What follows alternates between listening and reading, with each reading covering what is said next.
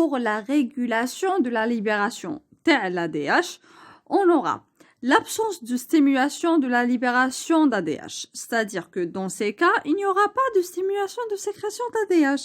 S'il y aura une hypotonie plasmatique, c'est-à-dire que l'osmolarité, elle est vraiment diminuée, donc le sang n'est pas concentré, il est vraiment dilué, donc il ne faut pas encore plus réabsorber l'eau libre pour diluer encore le sang.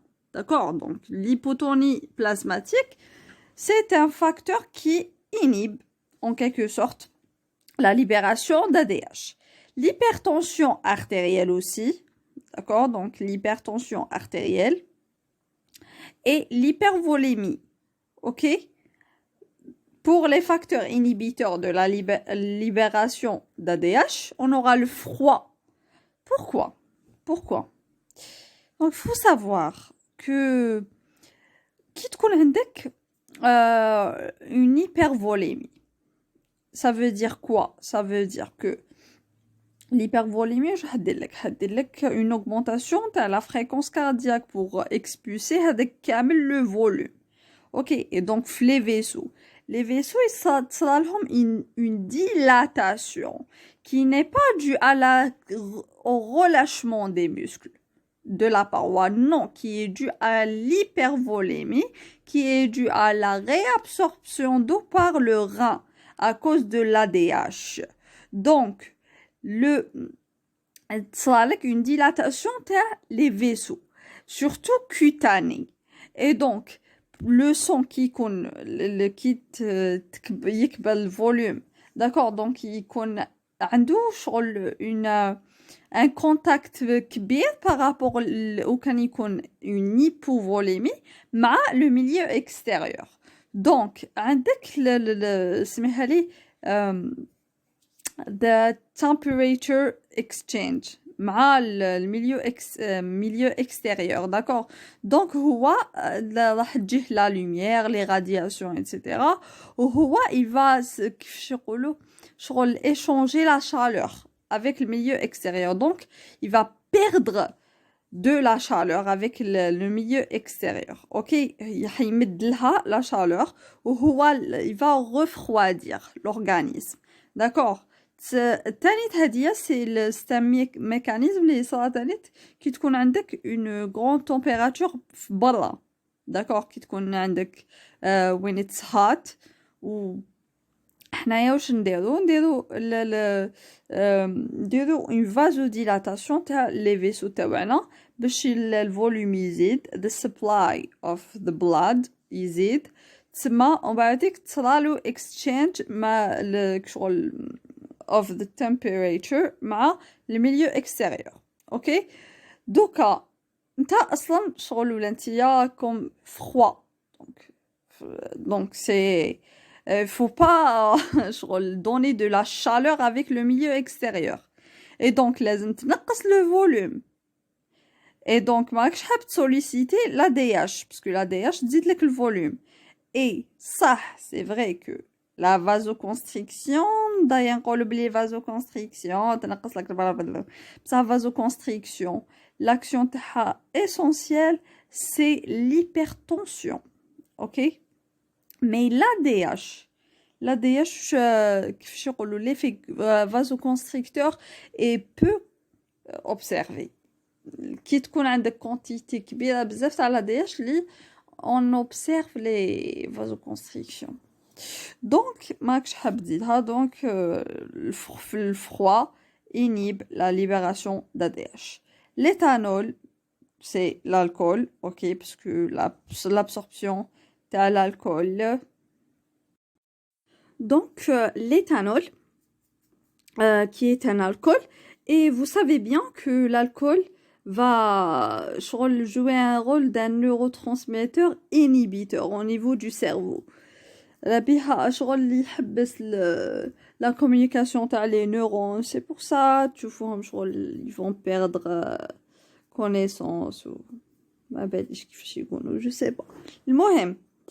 Donc, l'éthanol aussi, et donc, va inhiber la sécrétion de l'ADH.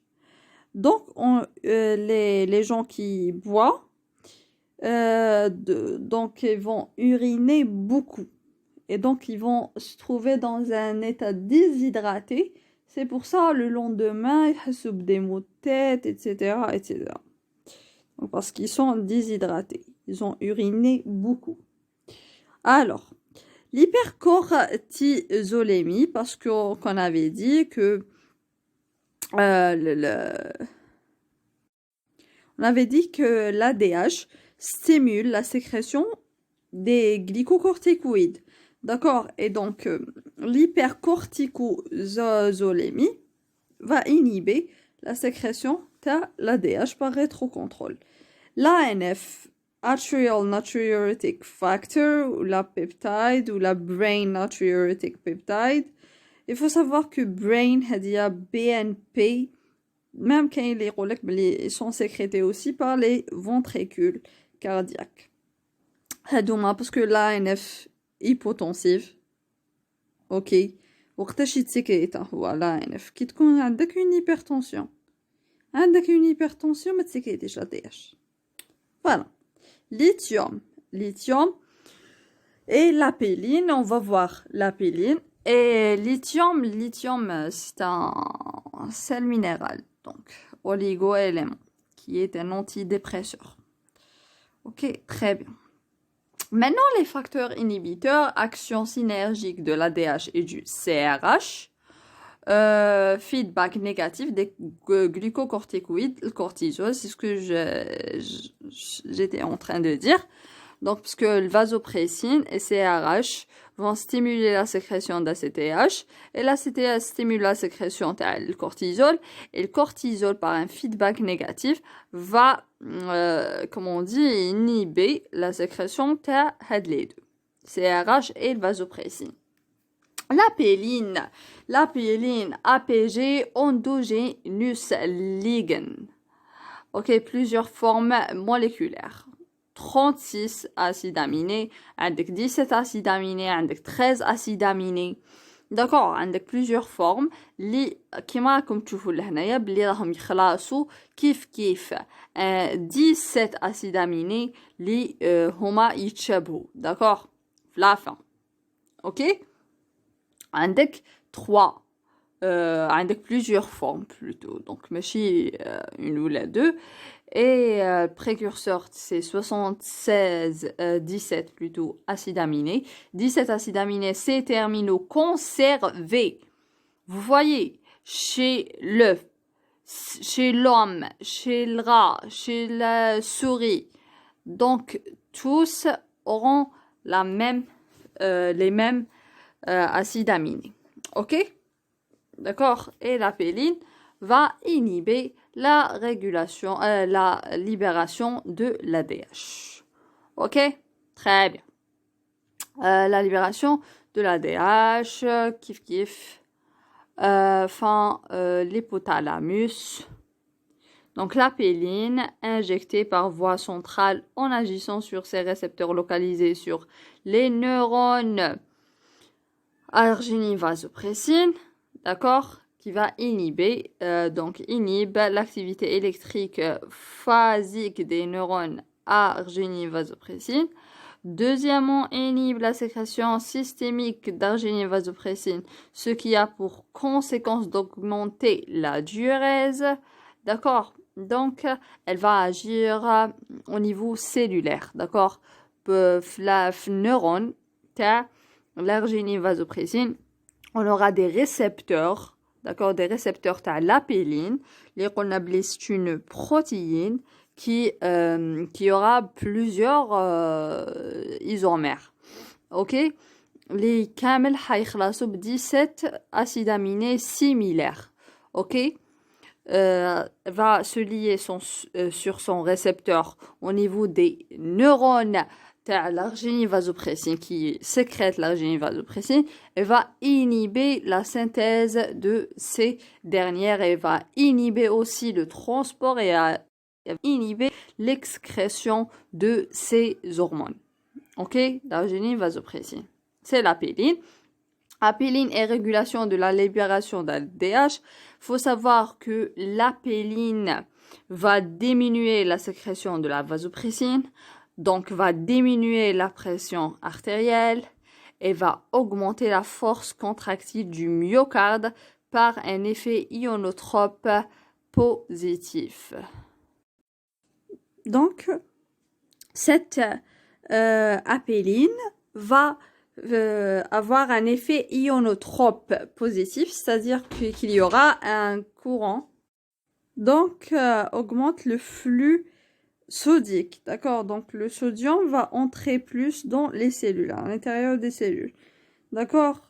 Et va augmenter la contractilité donc du myocarde. Et il faut savoir que l'apéline aura un récepteur ici qui va activer qui est récepteur couplé à la protéine G, qui active la phospholipase C, et donc on aura l'inositotriphosphate et CA2+, qui va augmenter encore plus la contractilité du myocarde, d'accord? Mais beaucoup plus on parle du flux sodique, d'accord?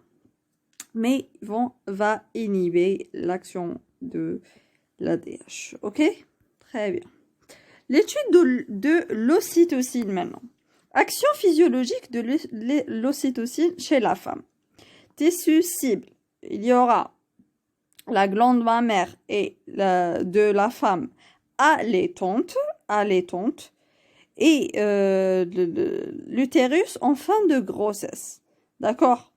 Il faut savoir que la succion du mamelon par le bébé de la maman va stimuler l'excrétion lactée. Donc, va stimuler aussi la sécrétion d'ocytocine. Ok? Le rôle mécanique, c'est la contraction des cellules myoépithéliales qui entourent les canaux galactophores. Pas d'action sur la biosynthèse lactée. Ok? Pas d'action sur la biosynthèse lactée. T'as l'ocytocine. L'ocytocine n'intervient pas dans la sécrétion du lait. D'accord? On va intervenir dans l'excrétion lactée, ok? Du lait. Et non pas la sécrétion. Parce que la sécrétion, elle est stimulée par la prolactine. D'accord? Et donc, quand le bébé va, va faire la succion du mamelon de sa maman, et donc, il y aura l'activation de la sécrétion d'ocytocine pour contracter les cellules myoépithéliales qui entourent les canaux galactophores pour excréter le lait. D'accord? C'est le premier tissu cible. Le deuxième tissu cible, c'est l'utérus en fin de grossesse. Parturition, travail, d'accord? Donc, la parturition ou bien travail, donc, et prostaglandine, estradiol sont bas. Donc, il y aura la stimulation de la sécrétion. C'est quoi le parturition? Parturition is the act of giving birth. OK? Great. Et les hormones sexuelles ont diminué. Cela stimule la contraction du myomètre gravide, l'utérus, d'accord, pour give birth, ok, action mécanique. Donc, sur l'ovaire, va stimuler la sécrétion d'ocytocine et l'utérus sécrète prostaglandine F2 alpha. Ces deux auront des feedbacks positifs sur eux-mêmes. D'accord? Donc, le prostaglandine F2 alpha va stimuler la sécrétion d'ocytocine et l'ocytocine aussi va stimuler la sécrétion de prostaglandine. Amplification réciproque ocytocine et prostaglandine F2 alpha. Ok? Très bien. Maintenant, il régule aussi le comportement reproductif, régule certains compartiments sociaux. Attachement pour le partenaire, ok, noyau accumbens, campagnol, gyrus denté de l'hippocampe chez l'homme, d'accord? Attachement maternel, filial, lien mère-enfant chez le mâle et la femelle. Substance grise, périaquédiale, je sais pas, rôle dans la mémorisation et amnésiante. Ok, hormone anti-stress. Très bien. Parce que il faut savoir que واش حابين نقصدو هنايا حابين نقولوا في هاد لا بلانش باللي l'ocytocine donc chez l'homme يخيقولنا بلي la DH هي اللي دير l'attachement pour la partenaire وهنايا l'ocytocine fait l'attachement pour le partenaire. Ok, l'attachement maternel, d'accord, تاع الأم مع وليدها وتانيت le rôle dans la mémorisation amnésiante واش معناتها تنسيك. Ok, معناتها par exemple donc vous savez que deuxième douleur après être brûlé vif كيفاش يقولوا وانت عايش هو comment on dit the act of giving birth. Ok, c'est vraiment très douloureux, mais après l'accouchement c'est normal la femme à cause de l'ocytocine parce que l'ocytocine تنسي في هذاك الوجع etc amnésiante. Ok, et c'est une hormone anti-stress aussi. D'accord, très bien. Donc mesolimbic system, nucleus accumbens, I don't know what is this, anyways. Alors, action physiologique chez la femme et l'homme. Attachement social, récompense, endorphine, c'est une morphine, mais تاعنا Là, on synthétise l'endorphine. Et même l'endorphine est considérée comme une hormone de joie. Ok? Et bien sûr, trop pour soulager les douleurs, etc. Addiction aux drogues. D'accord? Très bien. L'ocytocine, il y a l'addiction aux drogues, etc. Bien. Très bien. Action physiologique de l'ocytocine chez l'homme. Régule la spermatogénèse. Donc, elle va stimuler la contraction des tubes séminifères, l'excrétion des spermatozoïdes. C'est un rôle qui est mécanique chez l'homme. C'est l'excrétion des spermatozoïdes par les tubes séminifères. Régulation de la libération de l'ocytocine chez la femme, parturition, donc fin de grossesse, d'accord, ça stimule les contractions de l'utérus, ok, donc ça stimule l'ocytocine, ok, les tétés, c'est-à-dire la succion du mamelon, stimulation des terminaisons sensorielles du pourtour du mamelon. Ça, c'est une stimulation synchrone des neurones à ocytocine. Donc, la libération sera pulsatile, rythmique. D'accord? Donc, on aura des pics de sécrétion. Une sécrétion qui est pulsatile, qui est faite suite à un stimulus. Ok? Par contre, le stress, un coït, donc c'est rapport sexuel, accouplement, dilatation vaginale, réflexe de Ferguson, stimulation asynchrone des neurones à ocytocine. Donc ici, la libération est tonique, d'accord? Donc lors de la parturition, lors des tétés, c'est une sécrétion qui est pulsatile, qui est rythmique, d'accord, qui est variable, ok? Mais en cas de stress, en cas de coït, en cas de dilatation vaginale, la stimulation est asynchrone, elle est durable. Faut bien noter ça, ok? Très bien. Alors, c'est ça, donc l'hypothalamus, anti-hypophyse. Ah, maintenant, on est arrivé aux axes hypothalamo-anti-hypophysaux, glande endorphine périphérique. Très bien. Alors, passage d'une sécrétion hypothalamique pulsative tradienne à une sécrétion anti-hypophysaire circadienne, et on avait parlé de ça. Ok. L'axe de la croissance staturale. L'axe de la croissance staturale, l'axe de la prolactine, l'axe de la corticosurrénale, l'axe de la thyroïde et l'axe des gonades, axe de l'ovaire et axe du testicule. On va suivre cet ordre. Pour l'axe de la croissance staturale, donc les facteurs hypothalamiques, GnRH, ghrelin et somatostatine 14, on va les voir.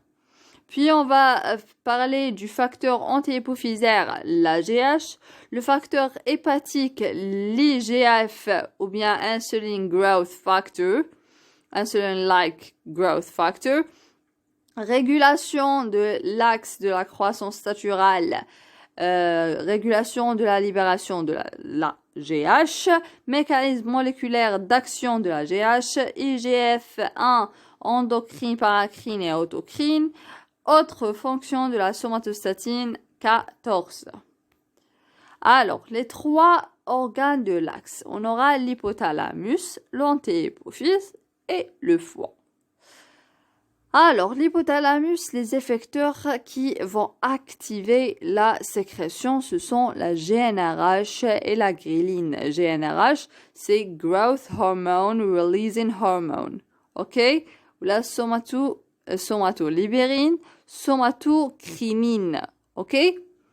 La ghrelin aussi va stimuler la sécrétion. C'est certain qu'il y aura des récepteurs ici qui vont stimuler la sécrétion de la GH. Ok, les facteurs négatifs qui vont inhiber la sécrétion ou bien altérer cette sécrétion, la somatostatine et plus précisément la somatostatine 14, parce qu'il y aura la somatostatine 12, d'accord? 14, c'est-à-dire qu'elle est constituée de 14 acides aminés. L'antéhypophyse, la GH ou STH, somatotropine, ok? Et pour le foie qui va sécréter la 5-IGF-1, ok? Donc l'hypothalamus va sécréter deux hormones qui sont, ou bien trois, deux qui stimulent la sécrétion de la GH, qui sont la GnRH et la ghrelin, et une qui va inhiber, c'est la somatostatine. L'antéhypophyse va sécréter la GH, d'accord, ou bien la CTH, et pour le foie, l'IGF-1. Ok? Maintenant, on va parler, ou bien on va détailler ces éléments. GnRH maintenant. Très bien. Donc, alors, on aura un gène, bien sûr, et il y aura la transcription. Et puis, on aura ce précurseur qui est inactif, qui va subir bien sûr, des maturations, etc., par des maturases au niveau des vésicules de sécrétion. Très bien. Et puis, on aura GHRH. Je sais pas pourquoi. GNRH. Je sais pas. Moi, GHRH. OK. Facteur stimulateur. GHRH, Growth Hormone Releasing Hormone, somatolibérine ou somatocrinine. C'est la même chose qui est sécrétée au niveau du noyau arqué de l'hypothalamus. OK? Du noyau arqué. GHRH. Même la ghrelin, non? Alors, ici, l'estomac. Pour la ghrelin, oui, la ghrelin est synthétisée principalement par l'estomac. OK? Et elle est synthétisée aussi par le noyau arqué de l'hypothalamus. La ghrelin est un facteur stimulateur de la sécrétion de la GH. C'est un peptide de 28 acides aminés, voilà, acylé sur le 3e acide aminé, c'est pas trop important. Octanoïl, c'est 8 sur sérine, 1,8% de la gréline totale. Ok, on va trouver il est acylé, ok? Donc, on va trouver un acide gras ici. Donc, voilà. Ok? Très bien. Mais il faut savoir que, par exemple, quand je vous ai dit que la gréline est sécrétée principalement par l'estomac et par le noyau arqué de l'hypothalamus, mais bien sûr, celle qui est sécrétée par l'estomac va agir aussi au niveau de l'hypothalamus parce qu'elle va être déversée dans le sang. C'est vrai qu'elle aura une action paracrine au niveau de l'estomac, mais elle aura aussi une fonction endocrine, d'accord? Donc elle va circuler dans le sang et va aller jusqu'au noyau arqué où elle va se fixer dans certains récepteurs pour activer plusieurs voies, d'accord? Pas seulement la prise alimentaire, d'accord? Parce qu'elle va se fixer dans des récepteurs مشفاف, noyau arqué, بدك منفلي, noyau dorsomédian, etc., etc. D'accord? Et elle va stimuler la sécrétion de la GH, aussi CRH, plutôt la CTH plutôt. D'accord? Plusieurs. Même, il y a certains qui disent que une action sur la sécrétion de la prolactine. Et puis, on va voir aussi dans les autres axes. Ok? Acylé, enfin voilà, parce qu'il faut savoir que la fixation de la gréline sur son récepteur se fait par ces 4 premiers acides aminés. D'accord? Au niveau de l'extrémité interminale. Ok? Les 4. Donc, la fonction acylée est indispensable pour la reconnaissance du récepteur à cette gréline. L'hypothalamus va sécréter aussi la sérotonine 14. Donc, il y aura bien sûr la transcription, précurseur inactif, l'action des maturases. Ok, et si par exemple, on aura sérotonine 28 qui va subir l'action des maturases. Donc ici, le K, c'est la lysine et le R, c'est l'arginine. Va subir l'action ici. Et donc, il y aura le clivage ici. Donc, on aura sérotonine 14 et sérotonine 12 parce que ces deux acides aminés sont libérés. OK? Donc, on aura sérotonine 14 plus sérotonine 12 plus les deux acides aminés. OK? Mais celle qui nous intéresse, c'est la sérotonine 14 qui est sécrétée par le noyau paraventriculaire. Il y en a 5 sous-types de récepteurs. OK? Très bien. Le facteur anti-hypophysaire, l'AGH maintenant. Donc l'AGH, Growth Hormone, cellules somatotrophes, donc les cellules somatotrophes qui sont les majoritaires de l'anti-hypophyse. D'accord? 40 à 50% des cellules anti-hypophysaires qui vont sécréter la somatotropine. D'accord? C'est l'AGH. OK? C'est l'hormone somatotrope. OK? Donc, vous voyez, il y en a 4. Il y en a 4 domaines qui sont homologues. D'accord? C'est tout ça, c'est l'AGH. OK? Qui aura, bien sûr, 191 acides aminés avec 4 domaines qui sont homologues. 1, 2, 3 et 4. D'accord? Et donc, qui vont se différer par, ici, quelques acides aminés, mais ces domaines en vert sont similaires, d'accord, sont homologues. OK? Donc, on peut dire quoi? On peut dire que c'est comme un seul gène, d'accord, ancestral, qui a subi une duplication, 2 duplifications. Donc, la première duplification, et puis une deuxième duplification. OK? Voilà, qui nous amène à 7 GH, d'accord? À l'hormone de croissance qui aura 2 ponts de sulfure. OK? Spécificité d'espèce, ça veut dire quoi? Ça veut dire que l'hormone de croissance chez un animal n'est pas comme chez l'homme. D'accord? Donc, si on injecte la GH d'un animal à l'homme, il va pas faire ok? Rien. Donc, قاصف يقعد قاصف شغل تزيد له لا جي اش تاع الانيمال ما يبيصالو والو لازم لا جي اش اللي تكون humaine. Ok? C'est la spécificité d'espèce. Ok? Très bien. Donc voilà. On avait parlé de tout ça. 191 acides aminés, 2 ponts de sulfure, spécificité d'espèce, TRT, je sais pas, homologie interne.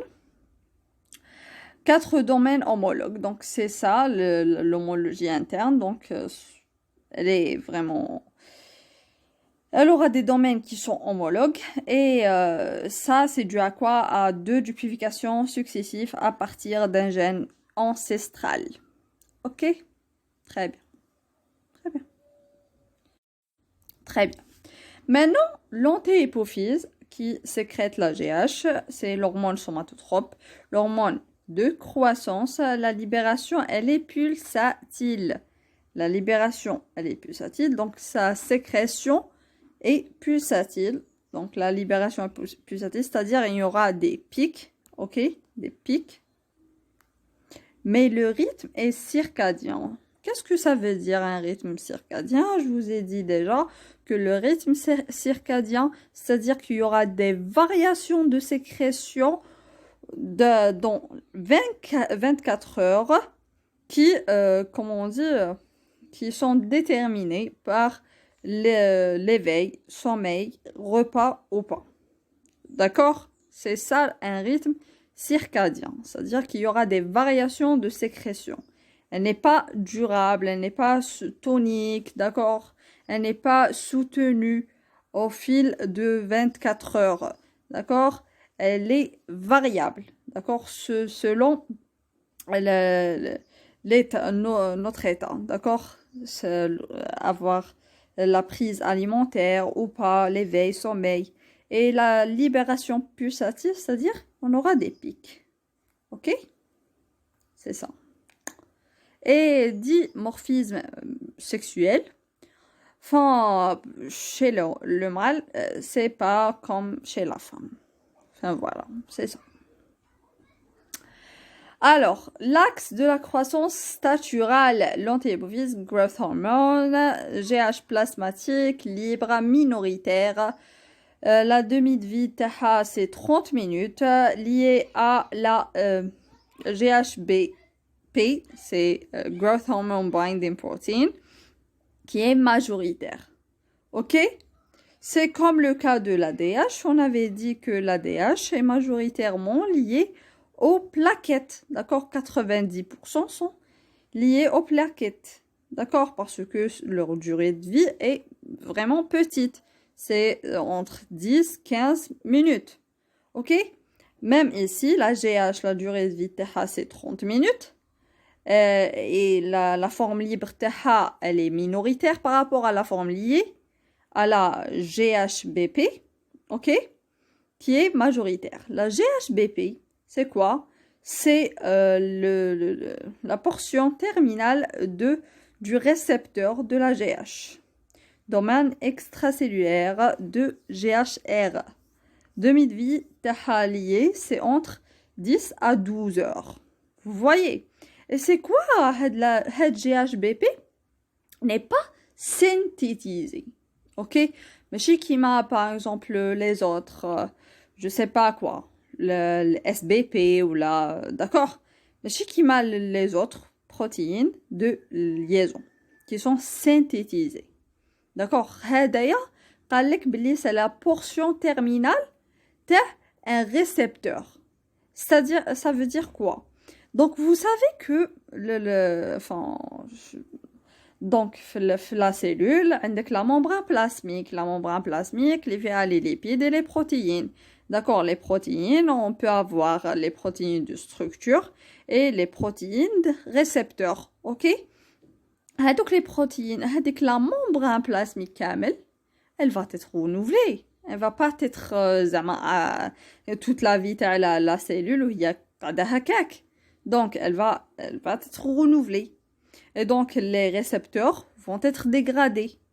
Et parmi ces récepteurs, on aura le récepteur de la GH. Le récepteur de la GH qui n'est pas sous forme de dimère lorsqu'il est inactif. Donc, c'est beau, une chaîne, d'accord? Lorsqu'elle va être liée, la GH, lorsqu'elle va être liée à une chaîne, elle va être, comme on dit, elle va subir une dimérisation fonctionnelle, ok? Et donc, عندك هكذايا تكون inactif. كي تكون inactif وتصرى la dégradation تاع سميها les protéines pour renouveler la membrane plasmique, va être dégradée la portion هذه وتروح في البلازما. كي تروح البلازما تولي اسمها GHBP. Donc, كي تكون في البلازما تكون وحدها sous forme d'un monomère برك. D'accord, c'est la portion interminale du récepteur qui va lier les GH plasmatiques, tout simplement. Ok? Très bien. Alors, le facteur hépatique maintenant, l'IGF-1, Insulin-like Growth Factor. Ok? Il est synthétisé principalement par le foie, parce qu'il est synthétisé également dans l'os, etc., etc. Ok? 5 IGF-1, Insulin-like Growth Factor 1, somatomedine C, protéine de 70 acides aminés, hétérotétramère, activité tyrosine kinase. L'IGF-1 plasmatique, qui est sous forme libre, c'est moins de 10%, donc c'est minoritaire. La durée de vie, c'est la demi-vie, c'est 30 minutes. La forme liée, c'est plus de 90%. D'accord? La demi-vie liée, c'est entre 12 à 18 heures. Vous voyez, la protéine plasmatique de liaison IGF-BP. IGF-BP 3, il y en a 6. D'accord? Et l'IGF-BP 3, c'est la forme qui est GH dépendante, qui constitue 75%, d'accord? 75%. Pourquoi on dit GH dépendante? Ça veut dire que la synthèse, par exemple, voilà, c'est un bon exemple, l'IGF-BP3, elle est synthétisée. C'est une protéine, اللي راح نجيبو la GH, ok? اللي راح تروح ودير لك la transcription تاع gène, etc. La traduction pour avoir l'IGF-BP qui va être sécrété le plasma. Ok, par contre, l'autre là. Ok, donc c'est ça. Donc l'IGF-1 aura une activité tyrosine kinase. Ok, tyrosine kinase hétérotétramère. Ok, hétérotétramère. Régulation de l'axe de croissance naturelle, régulation de la libération de la GH. Donc, il faut savoir que la GH va stimuler la sécrétion de la gréline et la gréline stimule la sécrétion de la GH. La GH et la gréline vont stimuler la sécrétion de la GH. La GH sécrète l'IGF-1. L'IGF-1 qui aura un rétrocontrôle négatif sur la GH qui inhibe la sécrétion de la GH. Et la GH aura un effet négatif ou un rétrocontrôle négatif sur la gréline et la GH. Et il faut savoir que l'AGH et l'IGF-1 auront un effet positif ou un rétrocontrôle positif sur la sécrétion de la somatostatine et la somatostatine va inhiber la sécrétion de l'AGH et de la GIHRH. Mais elle n'aura pas d'effet sur la sécrétion de la gréline. Ok? Il faut savoir bien ça. Donc, la somatostatine aura un rétrocontrôle négatif sur elle-même. Donc, l'augmentation de la somatostatine, bien sûr, aura un rétrocontrôle négatif sur la synthèse de la somatostatine automatiquement. عندك اللي ينيب لا سيكريسيون تاع لا جي اش هي واسمها سوماتوستاتين. اوكي. عندك اللي ينيب دونك لا سيكريسيون تاع لا جي اش ار اش. اوكي. ولا جي اش ار اش كي تولي élevée, elle inhibe aussi sa sécrétion, mais elle active la sécrétion تاع la somatostatine. تقولها on dirait حبسيني راني بزاف راني نخدم خلاص حبسيني هيا حبسي لا سيكريسيون تاعي راح نبابك، ولا تقولها اوكي با دو بروبليم نحبسك، هي تحبسها. جي اش ار اش فا ستيمولا سيكريسيون تاع لا غريلين، ولا غريلين تقولها انت تستيموليني ما نستيموليك. جي اش ار اش ستيمولا سيكريسيون تاع لا جي اش ولا غريلين تقولها سا سفي با تما انت تستيموليني تما ما نخدم خدمتك تانيت. ستيمولا سيكريسيون تاع لا جي اش. لا جي اش ستيمولا لا سيكريسيون تاع لي جي اف 1 ولي جي اف 1 ينيبي لا سيكريسيون تاع لا جي اش، و لا جي اش تنيبي لا سيكريسيون تاع هادي، وفي زوج يستيموليو لا سيكريسيون تاع لا سوماتوستاتين. يقولوا لها بلي بزاف راهي تخدمنا لا جي اش ار اش ولا غريلين ما حبوش يحشموا على روحهم، تما غير حبسيهم. فوالا great. ok très bien. La régulation, les effecteurs positifs qui vont stimuler la sécrétion à la GH, le jeûne, l'hypoglycémie, parce qu'il faut savoir que la GH aussi aura un effet hyperglycémiant, repas riche en protéines et en général les hormones hyperglycémiantes auront un effet catabolique. Donc, qu'est-ce que ça veut dire catabolique? C'est-à-dire qu'ils vont dégrader les protéines. Ok? Donc, repas riche en protéines. Et donc, on veut dégrader les protéines parce que tu as besoin les protéines. Et donc, on va stimuler la sécrétion de la GH. Sommeil 1 heure après son début. Donc, 1 heure après sommeil, on va stimuler la sécrétion de la GH parce qu'il faut savoir que sommeil, راحة تزيد في l'hormone de croissance. L'exercice physique, stress, cortisol en aigu.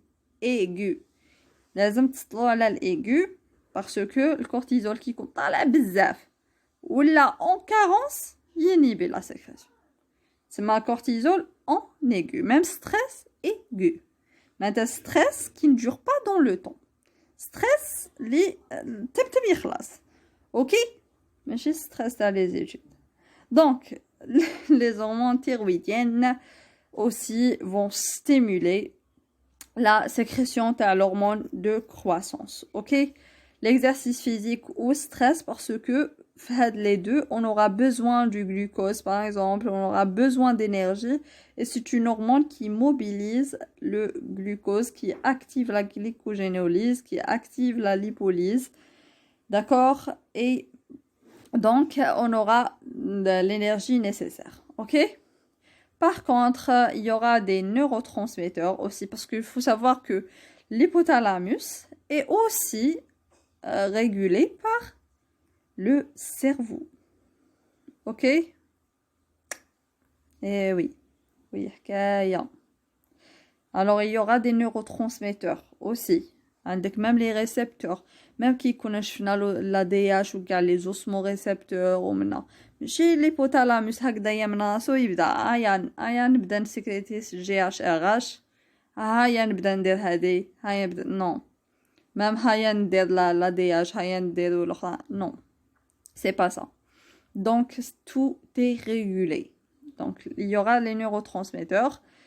Donc, je vois pas que faut les apprendre tous. Donc voilà, l'acétylcholine, c'est un inhibiteur. Le GABA, c'est un inhibiteur. VIP, c'est un inhibiteur. Bombésine, c'est un inhibiteur. DOPA, activateur. Noradrénaline, donc stimulateur. Glutamate, stimulateur. Galanine, stimulateur. Donc, il faut savoir, l'acétylcholine inhibe la sécrétion de la GH, le GABA inhibe, glutamate active, DOPA active, noradrénaline active. Ok? C'est tout. Mécanisme moléculaire d'action de la GH. Donc, la liaison de la GH sur son récepteur, une molécule de GH, deux sites de liaison avec deux molécules de GHR. Donc voilà, عندك هذه deux sites de liaison. عندك le premier site, le premier GHR et le deuxième GHR. Donc ils vont subir une dimérisation fonctionnelle et puis il y aura l'activation de le récepteur. Ok, c'est la même chose. Mécanisme moléculaire de l'action de la GH, activation de la voie de signalisation JAK-STAT. Ok, donc voilà. عندك سميها لي GH ما عندهاش une activité tyrosine kinase, non. Donc elle va se lier sur son récepteur et elle va activer le JAK, d'accord? Le JAK chez le Janus kinase. Donc le Janus kinase, c'est lui qui va phosphoryler. Mais chez où est le récepteur lui-même? C'est pas un récepteur tyrosine kinase, non. Pas comme le cas de l'IGF-1. Par exemple, le cas de l'IGF-1, l'IGF-1 aura un récepteur à tyrosine kinase. Le récepteur lui-même aura une fonction enzymatique. Là, le récepteur va activer le JAK. Le JAK, c'est l'activité kinase. Ok? Très bien. Donc, le JAK, Janus kinase. Janus, c'est ça, c'est, je sais pas, c'est un dieu. Bon. Halam. What is this? Ok. Anyways. Janus kinase. Donc, voilà. Ou STAT aussi. Donc, STAT, c'est-à-dire que voilà. Signal transducer and activator of transcription. Ok? C'est ça. Transducer. Ok. Très bien. Janus. IGF-1 endocrine, paracrine et autocrine. Donc, l'IGF-1, origine tissulaire, action, aura une action endocrine, paracrine et autocrine, cartilage de conjugaison surtout sur les chondrocytes. Ok? Très bien. Donc, ici, qu'est-ce qu'on voit? On voit que, par exemple, the liver, après la stimulation par la GH, d'accord, qui va se fixer sur son récepteur, qui est un récepteur couplé à l'activité de JAK-STAT, ok? Très bien. On va dire que ça avec une cascade, on va dire que the liver is gonna sécréter l'IGF, ok? L'IGF qui va être principalement lié à l'IGF-BP. 3, il y en a 6 exemples, ok? Et l'IGF-1, d'ailleurs, va, comment on dit, circuler dans la circulation sanguine et va se fixer sur son récepteur dans les cellules cibles, d'accord? Target tissue, ok? Et même les cellules cibles, telles que par exemple le tissu osseux, qui, suite à la fixation de la GH sur son récepteur au niveau de l'os, va sécréter aussi l'IGF. Et l'IGF va se fixer soit directement dans les ostéoblastes, ok, ou bien les progéniteurs de l'ostéoblaste en stimulant leur différenciation, ok, c'est autocrine, ou bien paracrine en se fixant sur les chondroblastes pour induire leur différenciation en chondrocytes, etc. Et puis qui vont subir une calcification, une minéralisation pour devenir aussi un tissu osseux aussi. D'accord? Donc, c'est ça le cartilage de conjugaison. Ok? L'IGF va induire leur différenciation. Donc, هنايا هتكون عندك طبقة اللي من الفوق كامل هي les cellules souches. ومن بعد قد ما تهبط وما différencier. Ok? Donc, l'IGF va sécréter. ومن بعد عندك هادوما ils vont être différenciés, etc. باش مع الخل كاع يولينا du tissu osseux aussi وتطوال la taille. Ok, la taille. Ok, très bien. Autre fonction de la somatostatine 14. Donc, je fais la fonction TH qui est inhibitrice de la GHRH.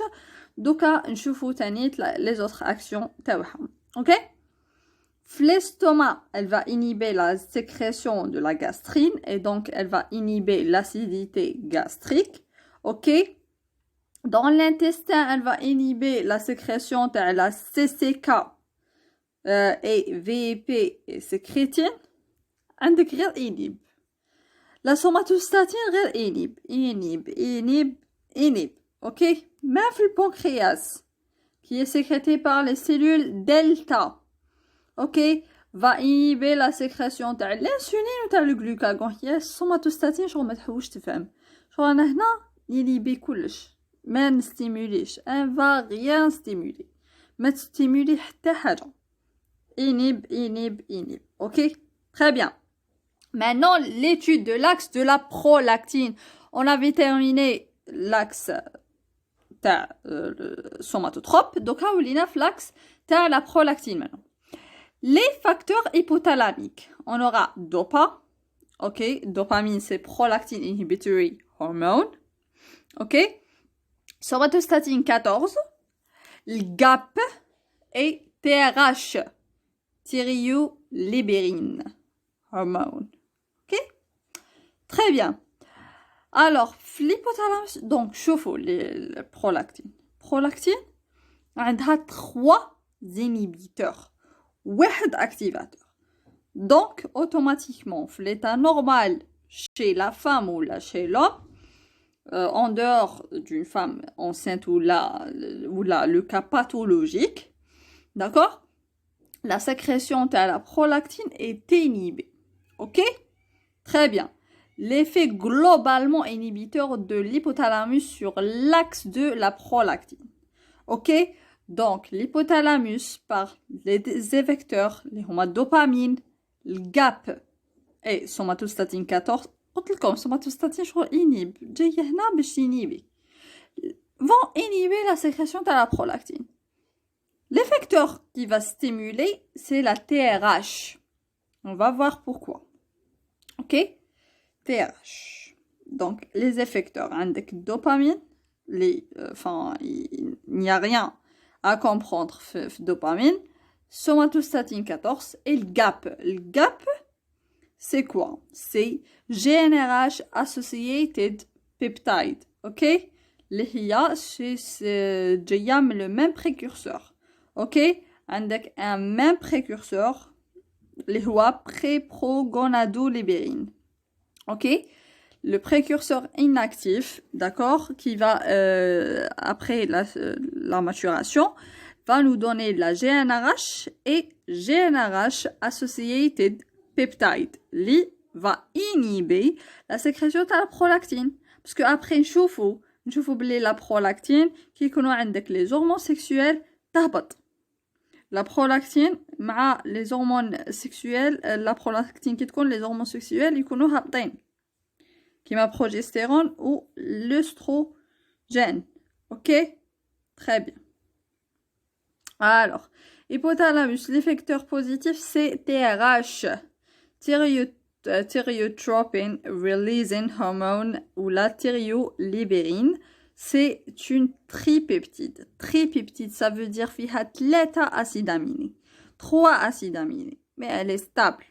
Ok? Pré-pro. TRH, pré-pro-thyriolibérine. Ok? Donc voilà, un seul précurseur qui va nous donner 5 molécules de TRH. Avec un gène qui va être transcrit, va être traduit, on va dire le pré-pro-TRH qui va subir des maturations, des modifications post-traductionnelles. Et après, on va avoir 5 copies, 5 molécules de TRH. Ok? Très bien.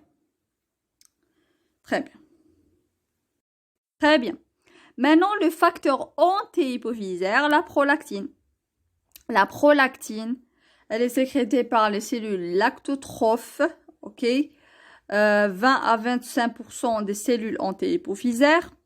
Et où je connais les cellules somatotropes, c'est entre 40 et 50. Ici, c'est entre 20 à 25% des cellules anti-hypophysaires. C'est 199 acides aminés, 3 ponts des sulfures, homologie interne. Il y aura 4 domaines. Ça vous rappelle à quoi? À la GH. À la GH. Parce que la GH fait 4 domaines. Donc, il y aura ici 2 duplications successives à partir d'un gène ancestral commun. Il y aura une homologie avec la GH de 48%. Ok? Très bien. Autre origine tissulaire, le cerveau, l'utérus, placenta, les seins, les lymphocytes aussi vont sécréter la prolactine. Ok? Action physiologique de la prolactine. Ok? Très bien. Alors, les actions physiologiques. Tissu cible.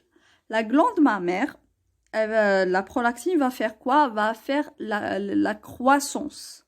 D'accord? Tu as la glande mammaire avec la GH, avec le cortisol, avec les œstradiols et le progestérone. Ok? Vont augmenter le volume de la glande mammaire. La différenciation, la lactogénèse, prolactine plus le cortisol plus l'insuline plus la T3. Ok, galactopoïèse, la prolactine plus le cortisol. Au niveau du sein, 2 types de récepteurs. Il y en a le R1 et R2. Homologie structurelle plutôt du domaine extracellulaire, homologie structurale entre le récepteur deuxième, le deuxième récepteur, la prolactine et la GHR, impliqués dans des fonctions différentes. Ok, les 2 récepteurs sont impliqués dans des fonctions différentes, à savoir le premier récepteur qui est court et le deuxième récepteur qui est long. D'accord? Donc, au niveau de la glande mammaire, va augmenter son volume, va aussi avoir un effet de lactopoïèse et de la glycopoïèse, ok? La lactogénèse plutôt, ok? Et avec le cortisol, donc C3, d'accord? Pour la croissance, avec aussi GH, hormones de croissance, entre parenthèses, les œstradiols et le progestérone, ce sont des hormones sexuelles féminines. Et la lactogénèse avec l'insuline et T3, le lait, enfin voilà, et le cortisol. Et galactopoïèse, c'est seulement prolactine et cortisol. Ok? Comportement sexuel et maternel. Système immunitaire va aussi stimuler la sécrétion des IgA du lait maternel. Au niveau du foie, aura un rôle trophique et mitotique. D'accord? Pour le système immunitaire, va stimuler la sécrétion des IgA maternels. Et pour le foie, va stimuler son rôle trophique et mitotique. Ok? Très bien. Régulation de la libération de la prolactine. La prolactine, elle est inhibée par le GAP, par somatostatine et par dopin. Ok? Et stimulée par TRH. Prolactine va avoir un rétrocontrôle positif sur la dopin parce que elle doit être diminuée et donc elle va stimuler la sécrétion de dopin. Et elle va inhiber la sécrétion de GnRH. Ok? Pourquoi? Je sais pas pourquoi. Et pour les effecteurs négatifs, qui sont les inhibiteurs aussi, donc on aura le GABA, on aura le progestérone, T3 et T4. Ok? Vont inhiber la sécrétion de la prolactine. Pour les stimulateurs, maintenant, stimulation du mamelon, l'allaitement, les rapports sexuels, l'exercice physique, stress, froid, hypoglycémie, l'œstradiol, ocytocine, angiotensine 2, sérotonine, VIP et bombésine. Ok? Donc, les stimulateurs sont stimulation du mamelon, l'allaitement, c'est clair, les rapports sexuels pour la stimulation de l'ocytocine aussi, l'exercice physique, stress, froid, l'hypoglycémie, ok? L'œstradiol, l'angiotensine 2, etc., sérotonine. Par contre, le progestérone inhibe, l'œstradiol augmente. Ok, les hormones thyroïdiennes inhibent aussi. Ok, très bien. Donc, c'est tout le traitement hyperprolactinémiante avec les neuroleptiques, donc les antivomitifs, les antidépresseurs et autres. Enfin, ok. L'axe de la cortico-surrénale. Donc, on va commencer par les facteurs hypothalamiques, le CRH et l'ADH. Donc, l'ADH stimule la sécrétion de l'ACTH. Ok? Les trois éléments de l'axe hypothalamique plutôt. عندك l'hypothalamus, c'est CRH, corticotropin releasing hormone, ou la corticolibérine. L'ADH pour l'antihypophyse, on aura l'ACTH, cellule corticotrophe, c'est 15 à 20%. Corticosurrénale pour la sécrétion du cortisol. Pas seulement le cortisol, bien sûr. Donc, il y aura là, c'est le précurseur inactif de CRH qui va subir, bien sûr, des modifications, des maturases. Ok, l'ACTH, c'est l'adénocorticotropin hormone. Ok, corticostimuline, peptide de 39 acides aminés, cortisol, glycocorticoïdes et stéroïdes. Ok?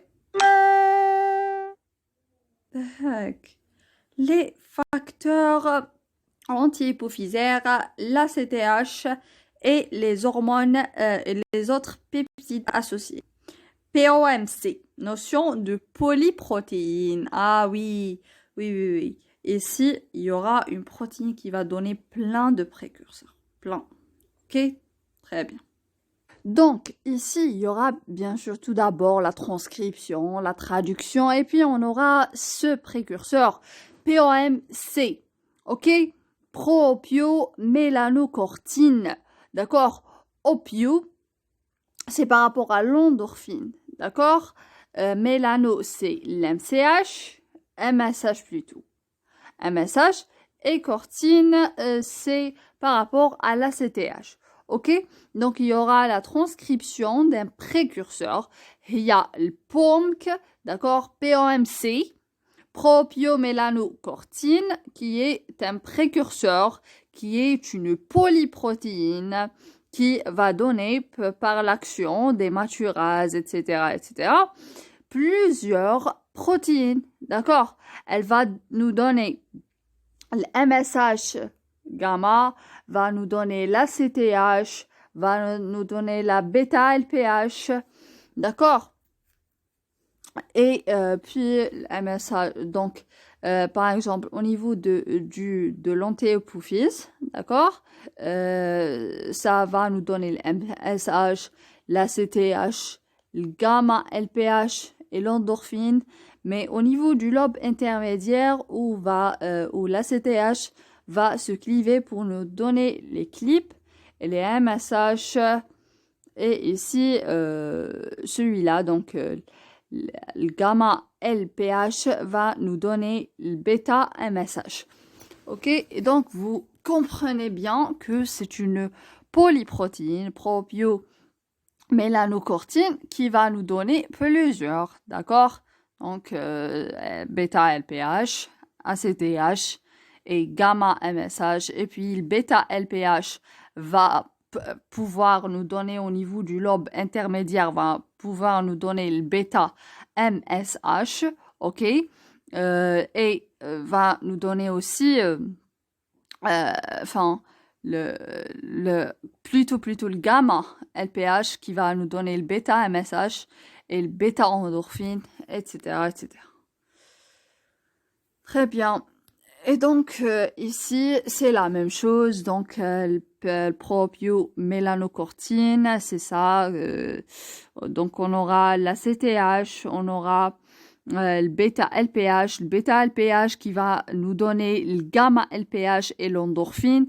Et le gamma-LPH qui va nous donner la bêta-MSH, ok. Et la CTH qui va nous donner les clips et qui va nous donner les alpha MSH et ici on aura le gamma MSH. Ok, donc très bien. Donc c'est juste pour savoir que il y en a une polyprotéine. D'accord, cette notion de polyprotéine, cette notion d'un précurseur qui peut nous donner plusieurs protéines. D'accord, par l'action du clivage. Donc, même la CTH, par son clivage, va nous donner la alpha-MSH et les clips. OK? Régulation de l'axe de la cortico-surrénale. Régulation, donc l'état de jeûne, hypoglycémie. Donc, parce que vous savez que le cortisol, c'est une hyperglycémiante. OK? Peptides opioïdes. Donc, les encéphalines et le stress, ok? Et ici, ce sont les neurotransmetteurs, noradrénaline inhibe, le GABA inhibe, le dopamine inhibe plutôt, corticostatine, bien sûr, inhibe, etc. Et CRH stimule. Même la DH stimule la sécrétion de la CTH et la CTH sécrète le cortisol. Cortisol qui inhibe la sécrétion de la DH et inhibe aussi la sécrétion de la CTH et CRH. Ok? Très bien. On est arrivé maintenant à l'étude de l'axe de la thyroïde. Très bien. Donc, ici, on va étudier les facteurs hypothalamiques. Bon, les facteurs hypothalamiques, donc la TRH et la somatostatine. Et oui, somatostatine, je touche les trois éléments de l'axe. L'hypothalamus عندك TRH اللي هي la tripeptide thyrotropine releasing hormone ولا la thyroglobulin, ok? وعندك la somatostatine. Ok, l'antéhypophyse, la TSH, cellule thyrotrope, 10% de l'antéhypophyse. Pour la thyroïde, elle va sécréter la T3 et la T4. Ok, la T3, c'est la triiodotyronine. Donc, il y en a 3 atomes de l'iode. Et T4, la thyroxine, c'est la tétraiodotyroxine. D'accord? Dérivé d'acide aminé, les rois, la tyrosine. Ok? Donc, شوفوا la TRH. Donc, عندها كاينة قلنا بلي هتمدلك 5 copies, d'accord, du précurseur. عندك la TSH, thyroid stimulating hormone, c'est une glycoprotéine, c'est hétérodimère, alpha et bêta. Donc, TSH, je fais aller bien parce que elle aura une analogie structurelle, تانيت, مع ال FSH ou le LH. Ok? في l'alpha. Ok? Donc, très bien. Alors, rythme circadien de la libération de la TSH. Donc, vous voyez que avec les 24 heures, il y aura des variations de sécrétion. Elle n'est pas tonique. Ok? Très bien. Régulation de l'axe de la thyroïde. Donc, TSH, donc avec TRH qui va stimuler la sécrétion de la TSH. Somatostatine inhibe la sécrétion de la TSH. Et TSH va sécréter T3 et T4. T3 et T4 auront un rétrocontrôle négatif, d'accord, feedback négatif sur la sécrétion du TSH et du TRH. Et il faut savoir, ici, pour les effecteurs stimulateurs, le froid va stimuler TSH pour la sécrétion des hormones thyroïdiennes, etc., etc. Parce que même les hormones thyroïdiennes sont des hormones thermogènes, d'accord, vont générer la chaleur. Ok, donc le facteur qui va stimuler, c'est le froid. Ok, stress et le cortisol aigu. Parce que il faut savoir, stress, il y aura l'augmentation de la fréquence cardiaque. Ok, on a le stress aigu qui n'est pas durable. Ok, et les hormones thyroïdiennes, par effet de la permissivité, va augmenter l'expression de les récepteurs de l'adrénaline. Ok, et donc il entre aussi dans le stress, les hormones thyroïdiennes. Et le cortisol aigu. Ok, parce que le cortisol chronique inhibe. C'est le même cas اللي شفناه من قبل تاع الكورتيزول مع GH. Ok, c'est la même chose. Voilà, ici la régulation تاع l'axe de la croissance اللي كنا شفنا باللي le stress, le cortisol en aigu va stimuler aussi la sécrétion de GH. C'est la même chose مع les hormones thyroïdiennes. Ok? Très bien. Parce que même les hormones thyroïdiennes vont stimuler la sécrétion de la GH. Ok? Tout est lié. Voilà, donc عندك الGABA inhibe dopamine parce que dopa وحدها ما نحبش نكمل دي فوا هذا. المهم dopamine inhibe, noradrénaline stimule et sérotonine stimule aussi. D'accord? Le cortisol en chronique inhibe la sécrétion de la TSH. Ok? Très bien. Donc, l'axe des gonades, c'est dernier axe qu'on va l'étudier. Ok? Donc, les facteurs hypothalamiques, GnRH et le GAP. Oui, je fais le GAP. Exactement, je fais la prolactine. C'est un inhibiteur de la sécrétion de la prolactine. Avec quoi? Avec dopamine. Ok? Et la sérotonine. Le GAP, c'est le GnRH Associated Protein. Très bien. Donc, les trois éléments de l'axe. L'hypothalamus avec GnRH, qui est le gonadotropin releasing hormone, la gonadolibérine. La demi-vie c'est 2 à 4 minutes. Et avec le GAP. Ok? Avec précurseur inactif qui va subir des maturations et des modifications post-traductionnelles. Et on va obtenir GnRH qui est un peptide de 10 acides aminés. Et le GAP, c'est 56 acides aminés. Pour l'antihypophyse qui va sécréter la FSH et LH, cellules gonadotropes, 10 à 15% des cellules antihypophysaires. Ok? Avec le FSH, la demi-vie c'est 45 minutes. Follicle stimulating hormone ou la folliculostimuline. Le LH demi-vie c'est 3h45 minutes. Luteinizing hormone ou la luteiноstimuline, qui sont des glycoprotéines hétérodimères alpha et bêta qui auront une structure homologue à celle de la TSH. Ok? Pour les gonades, qui sont les testicules et les ovaires, testicules qui sécrètent testostérone et les ovaires qui sécrètent l'estradiol et la progestérone, qui sont les stéroïdes. Ok? Les facteurs antihypophysaires, FSH et LH maintenant.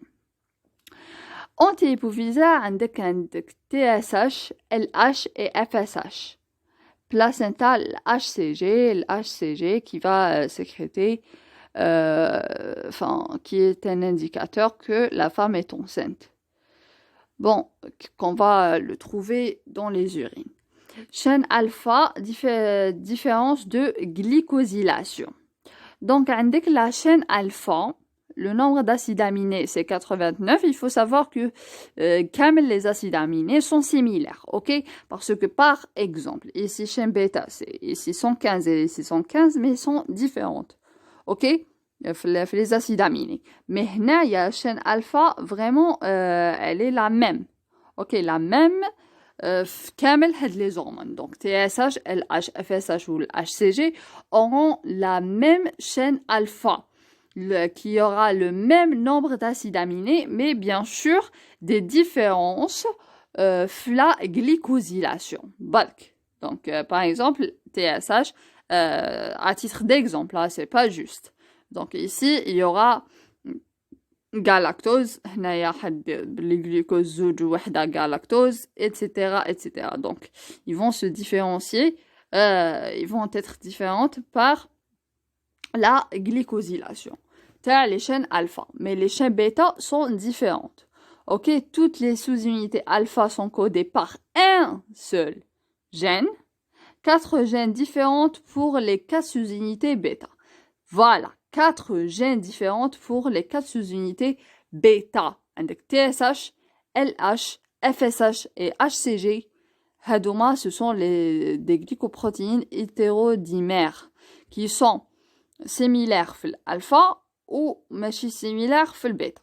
Ok, très bien. Concept de spécificité négative. هنا يا le concept de la spécificité négative وكان تبعتوني من هنايا نقولوا زعما باللي شكون اللي حدد la spécificité structurelle ما بيناتهم c'est la chaîne bêta. Donc تقدروا تقولوا لي باللي في le récepteur donc qui va se lier à son récepteur c'est chaîne bêta. C'est logique. Mais ici c'est la spécificité négative. La chaîne qui va être liée au récepteur, c'est la chaîne alpha, qui est commune à tous ces hormones. C'est pour ça qu'on l'appelle la spécificité négative. وش حدير لك la chaîne bêta? chaîne bêta حتكون زعما هايلك. Voilà, هايلك كيفاش. هذه la chaîne bêta تاع FSH وهذه la chaîne bêta تاع LH. Avec le site de liaison. Là, c'est la chaîne alpha qui va être liée au récepteur pour induire la transduction du signal plus tard, et etc., etc. Ici, si FSH va essayer de se lier ici, il va pas pouvoir, parce que voilà, vous voyez le bêta. بيتا وكان هادية نحكمو غنحطو هنايا ما تقدرش كاينه هاد لا ستركتور. D'accord? Donc la sous-unité bêta LH permet à la sous-unité alpha à laquelle elle est liée de reconnaître et de se lier au récepteur LH et non pas au récepteur FSH. D'accord? C'est la chaîne bêta qui va permettre à la sous-unité de reconnaître son récepteur. D'accord? Et la sous-unité bêta FSH permet à la sous-unité alpha à laquelle elle est liée de reconnaître et de se lier au récepteur tel FSH et non pas le récepteur tel LH. Régulation maintenant tel l'axe ovarien. عندك la régulation GnRH décapeptide et le GAP c'est 56 acides aminés. Le LH et FSH, GnRH stimule la sécrétion de la FSH, le GAP stimule la sécrétion de la FSH ou le LH, même GnRH, donc vont stimuler la sécrétion des stimuli, d'accord, par l'antéhypophyse. Le FSH va stimuler les cellules de la granulosa pour sécréter l'inhibine, les inhibines et les activines. Les activines vont activer la sécrétion de la FSH et les inhibines vont inhiber la sécrétion de la FSH. Cependant, l'activine, beaucoup plus à l'inhibine. d'accord. Ok, ou عندك ال LH, le LH va stimuler les deux, la thèque interne et la cellule la granulosa.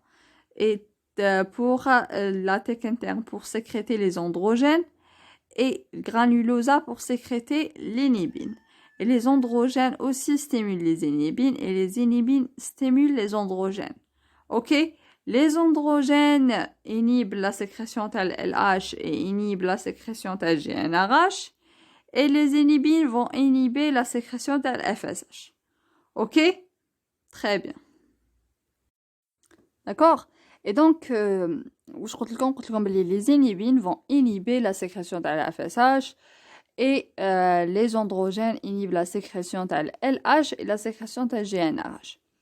L'activine va activer la sécrétion de FSH, mais va inhiber la sécrétion des androgènes par la thèque interne. Il faut savoir que l'activine et l'inhibine, ce sont des antagonistes. Donc, logiquement, l'activine active la sécrétion de FSH, l'inhibine inhibe. L'activine inhibe la sécrétion des androgènes par les thèques internes et les inhibines augmentent. Ok? Très bien. Donc, vous voyez ici que l'activine aura juste le bêta, d'accord? Le bêta, c'est un précurseur, donc c'est un gène, d'accord? C'est qu'un seul précurseur. Et après, avec le bêta, une autre bêta, les activines, et les inhibines, c'est deux, c'est l'alpha ou le bêta. Ok? C'est tout ce que vous allez retenir de ça. Donc, régulation de GnRH décapeptide, le GAP et le LH-FSH, c'est presque la même chose. Donc, GnRH et le GAP vont stimuler les sécrétions des stimulines. L'FSH va activer les cellules de Sertoli, d'accord, pour sécréter l'activine, qui va activer la sécrétion de l'FSH et stimule aussi la sécrétion de l'inhibine. L'inhibine inhibe la sécrétion de l'FSH. L'activine inhibe les cellules de Leydig qui sont stimulées par la LH et les inhibines qui vont stimuler les cellules de Leydig pour la sécrétion des androgènes. Les androgènes vont inhiber la sécrétion de LH et la sécrétion de GnRH. Et les inhibines vont inhiber la sécrétion de FSH. Ok, maintenant, on va parler d'une autre famille de protéines, d'accord, qui jouent un rôle très important ici dans l'axe gonadotrope. C'est la famille des kispeptines, ok. En français, c'est kispeptines, ok. Avec 4. Donc, il faut savoir que head domaine ne change pas. Donc, ici, tu as COH. Ok, c'est terminal. D'ailleurs, en gris. Donc, avec kispeptine 54, kispeptine 14, 13 et 10. D'accord?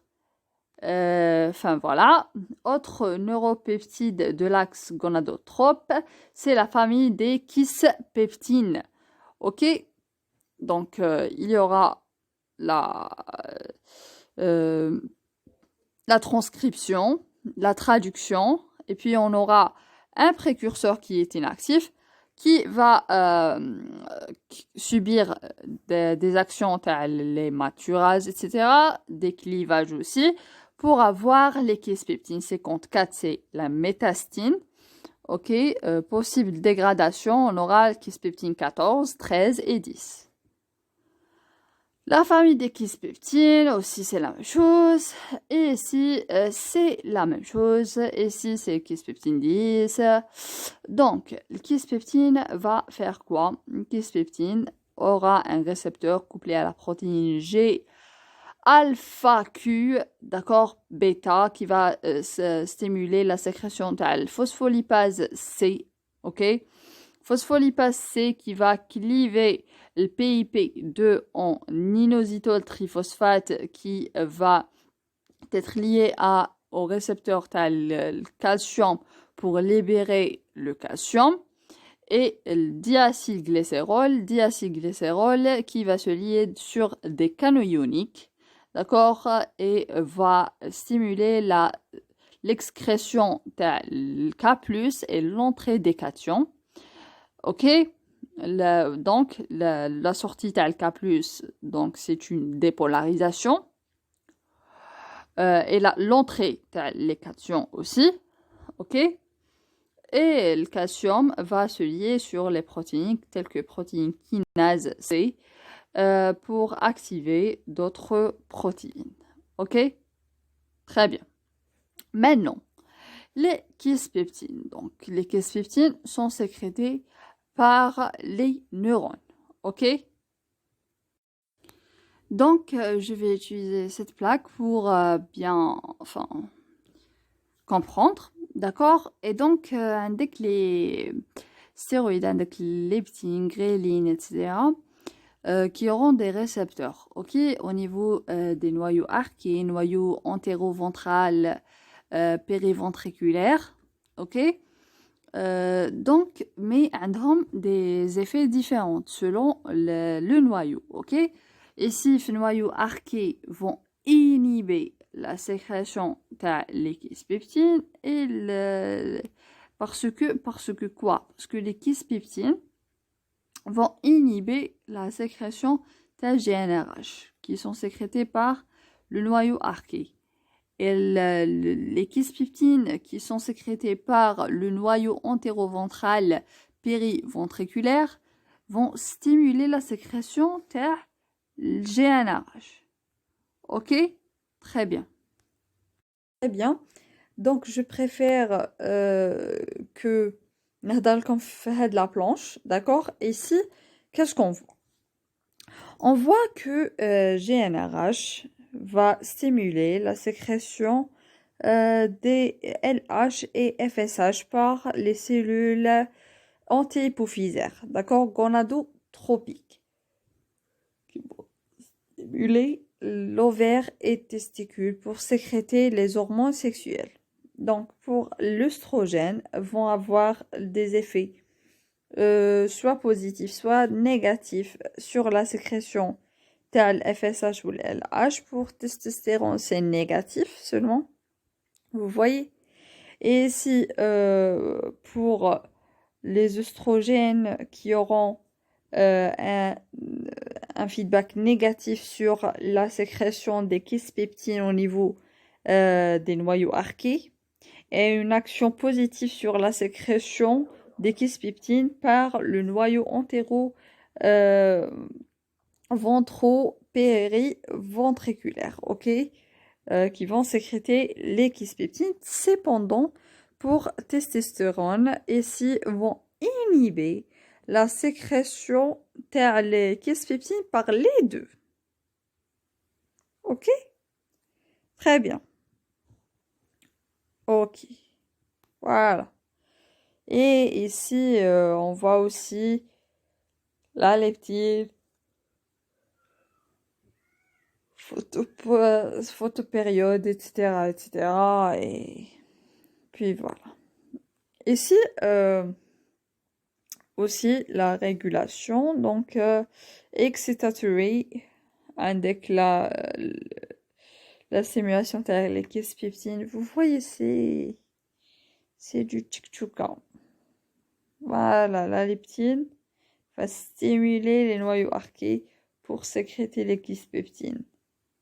Ok, les kisspeptides, les noyaux arqués inhibent la sécrétion les œstrogènes, les œstradiols et testostérone. Cependant, ici, l'œstrogène 2 va stimuler la sécrétion les kisspeptines, ok? Et les kisspeptines vont stimuler la sécrétion de GnRH. Le GnRH va stimuler la sécrétion de LH-FSH, ce qui va stimuler la sécrétion des hormones sexuelles par les gonades. D'accord? Voilà, vous voyez donc, c'est ça. kiss peptine même t'as un noyau arqué va stimuler la sécrétion de GnRH mais va inhiber la sécrétion des hormones sexuelles par les gonades. Importance des neurones à kiss peptine. Donc ici وكان زعما نصيبو زعما نصيبو بلي واحد ولا وحده عندها une fertilité d'accord la cause وين تكون كي نصيبو بلي ليبوتالاموس او يخدم نورمال ليبوفيز يخدم نورمال واش معناتها يخدم نورمال معناتها كلش فيه راهو عادي d'accord donc la structure راهي نورمال كلش راهو نورمال même les ovaires راهو نورمال l'ovaire راهو نورمال donc ولا testicule راهو نورمال donc وين راهو الخلل راهو في les kiss peptine qui ont diminué parce que le kiss peptine c'est principalement la stimulation de la sécrétion de la GnRH en bas soit l'arché soit l'oral عندك l'arché qui va inhiber la sécrétion de les hormones sexuelles mais par son effet la stimulation de la GnRH يغطي على هذيك l'inhibition parce que même les hormones sexuelles vont inhiber la sécrétion de la kiss peptine par un noyau arché ok et noyau local va stimuler et donc avec les kiss peptine qui vont jouer un rôle important ici d'accord interaction des neurones à kiss peptine neurokinine B et dynorphine avec les neurones à GnRH. Donc, ici, on va trouver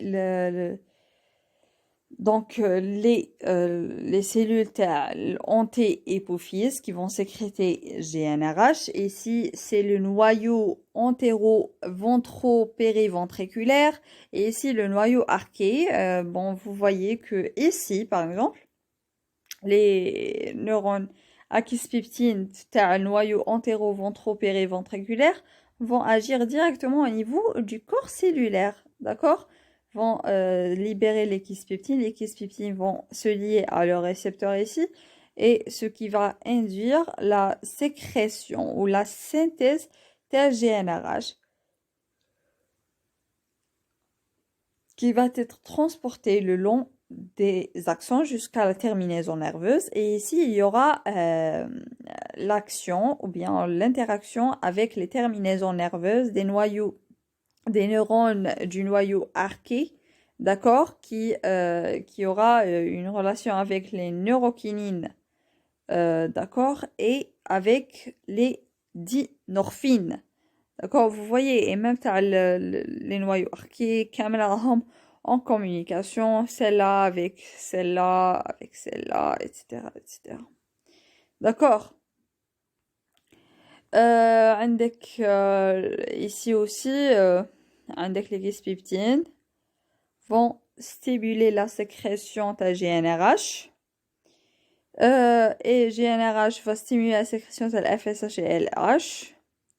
Les œstrogènes vont inhiber la sécrétion de LH et FSH vont inhiber la sécrétion de les kiss peptine par les noyaux archés. Ok, etc., etc. Et les noyaux archés, on a dit, ils vont stimuler la sécrétion de GnRH, mais ils vont inhiber la sécrétion de les œstrogènes. Ok? Très bien, et ça reste à prouver. Ok? Très bien. Maintenant, GNIH, ou bien c'est la gonadotropin inhibitory hormone, ok, qui aura deux récepteurs, le premier récepteur et le deuxième récepteur, les familles des R-famides, ok, donc précurseurs, etc., etc. GNIH expression, donc avec le GnRH, l'expression avec le mélatonine plutôt. Mélatonine va stimuler la sécrétion ou la synthèse de GNIH et GNIH va être libéré pour inhiber la sécrétion de le FSH ou le LH. Ok? Récepteurs, en fait, faut savoir qu'il y aura deux récepteurs. Et interaction des neurones AGNIH avec les neurones AGNRH et les neurones ALH et FSH. Donc, vous voyez, les GNIH, neurones, vont avoir des actions sur plutôt les GNRH, d'accord, et la glande pituitaire aussi, d'accord, pour l'inhibition de sécrétion. Ok? Très bien.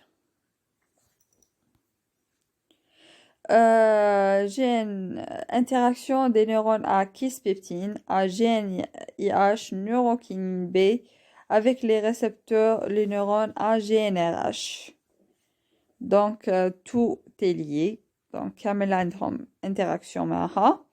Autre intervenant dans l'axe gonadotrope, avec la migration des neurones à GNRH, les prokinéticines et sémaphorine. D'accord? Sémaphorine A3 et le prokinéticine. Ok? Très bien. Donc, reproduction et migration neuronale, neurone à GNRH. Neurogenesis in adult mammalian brain. Donc, avec proliferation of neuronal stem cells, differentiation into immature neurons, neuronal progenitor, migration to final location, integration into a neuronal circuit, and maturation to a fully functional neuron. Ok, هادوما les prokinéticines هادوما اللي راح يديروا le transport axonal, d'accord, la prolifération, etc. d'accord. واش معناها بلي هادوما les prokinéticines, etc. هادوما عندك lors du développement embryonnaire عندك التيسو نورال, d'accord, وهما عندك les neurones هادوما تاع GNRH اللي ils vont migrer, d'accord, ils vont migrer حتى وين يوصلوا لبلاصتهم, d'accord. donc هذيك la migration parce que مع الاول يكونوا au niveau olfactif, après ils vont migrer pour aller jusqu'à leur place au niveau de l'hypothalamus. D'accord? Et donc, ils vont migrer à cause de ça. S'ils ne vont pas migrer, on ne va pas assurer leur fonction, normalement. D'accord? Parce que la circulation t'tbdel, etc., etc. D'accord? Très bien. Et donc, voilà. Vous avez compris. Prokinécine, proc 1 et proc 2. Prokinéticine. Qui est sécrété par l'ovaire, testicule, cortico-surrénal, placenta, système nerveux central. Proc 2 et proc 2R régulent l'axe gonadique, migration des neurones à GNRH, placode olfactive, nerfs voméronasaux, air préoptique, la neurogénèse du bulbe olfactif. Aussi يدخلوا في la neurogénèse تاع البulbe olfactif. Ok, donc voilà, et ça c'est leur mécanisme, d'accord. Proc 1 et proc 2 auront bien sûr des récepteurs qui sont couplés à la protéine G, ok, etc., qui vont induire des réponses. qui m'a proc R1, le récepteur 1 اللي راح يروح في لافوا تاع الفوسفوليباز سي, والبروك ار 2 يروح لادينيلات سيكلاز. ok, proc 1 et proc 2 et le récepteur proc R1 et proc R2. Proc 2 et proc R2 régulent l'axe gonadique, migration des neurones à GNRH à partir des bulbes olfactifs, altération génétique de proc 2 au proc R2, syndrome de calmant, hypogonadisme, hypophysiotrope et plus l'anosmie. Ok, donc avec le récepteur, le deuxième récepteur qui a une activité adénylate cyclase, c'est lui qui aura une activité à la migration gonadotropique. D'accord, la migration des neurones à GNRH. Ok? Très bien. Là, les sémaphorines 3A, sémaphorine type 3A, jouent un rôle majeur dans les processus de migration des neurones à GNRH aussi. Donc, qui m'a les prokinétécines, c'est ça, les prokinétécines. Voilà, les prokinétécines, ma sémaphorine, prokinétécine et sémaphorine vont jouer le rôle de migration dans le processus de migration des neurones à GNRH. Ok? Donc, sémaphorine et prokinétécine. Ce ligand va ainsi participer au guidage de ces neurones le long des axones voméro-nasaux. Ok? Axe des gonades, reproduction sémaphorine 3A, la structure. Et puis, vous voyez que l'axe des gonades, la reproduction fait le LH, FSH, ils ont découvert ces hormones. Après, ils ont découvert le stradiol, progestérone, testostérone. Après, ils ont découvert l'inhibine et les activines. GNRH, le GAP, les kispeptines. GNIH, les R-famides. Prokinétécine et sémaphorine 3A. Quel sera le prochain facteur? Et on a terminé le cours. J'espère que c'était utile et donc j'espère bien que c'était utile. Merci pour votre attention.